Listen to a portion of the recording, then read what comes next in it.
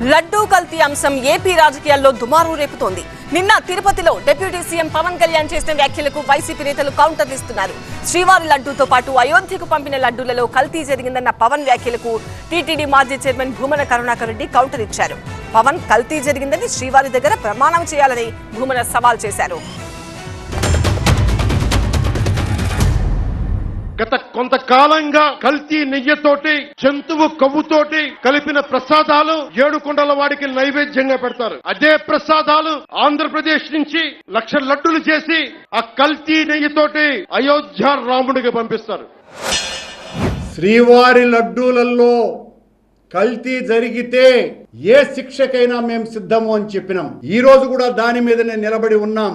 అయోధ్యకు పంపించినటువంటి లడ్డూలు కల్తీ అయితే ఓ పవన్ కళ్యాణ్ అనబడే పవన స్వామి సనాతన ధర్మ పీఠాధిపతి గానుగ నూనె వ్యాపారం ద్వారా 12 లక్షలు సంపాదిస్తున్నారు వీరి నుండి ఈ బిజినెస్ గురించి నేర్చుకోవాలా?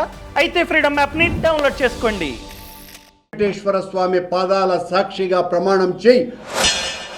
TTD board chairman Sri Y.V. Subbareddy, I would like to bring it to the entire nation what he had done in his tenure. He established a trust called Srivani Trust, which will collect rupees 10,000 for darshan of Lord Balaji, and the receipt they give is for 500.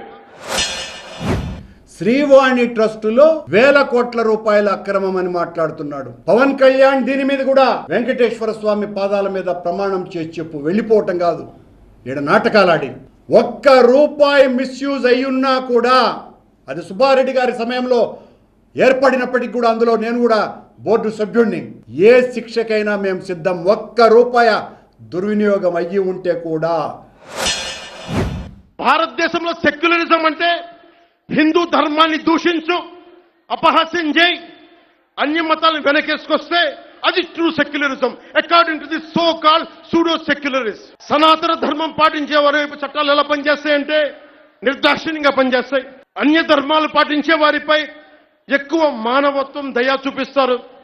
ఇంకా దూషణ చేసే వారికి కోర్టులు రక్షణ కల్పిస్తాయి. అయిన వాళ్ళకి ఆకులు, కాని వాళ్ళకి కంచాలు.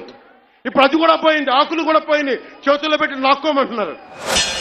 అధికారం కోసమని సనాతన ధర్మం ముసుగు వేసుకొని ఆ ముసుగులో ఇతరుల మీద, ఇతర మతాల మీద దాడి చేసి పబ్బం గడుపుకోవాలనేటువంటి నీ ప్రయత్నం ఏదైతే ఉన్నదో అది ఈ రోజున తేట తెల్లమయ్యింది.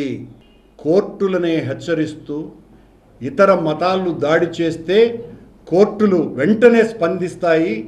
హైందవ మతం మీద దాడి చేస్తే కోర్టులు అసలు పట్టించుకోవు, రాజకీయ నాయకులు పట్టించుకోవు అని అనేక రకాలుగా అందరి మీద నీలాప నిందలు వేసినటువంటి నువ్వు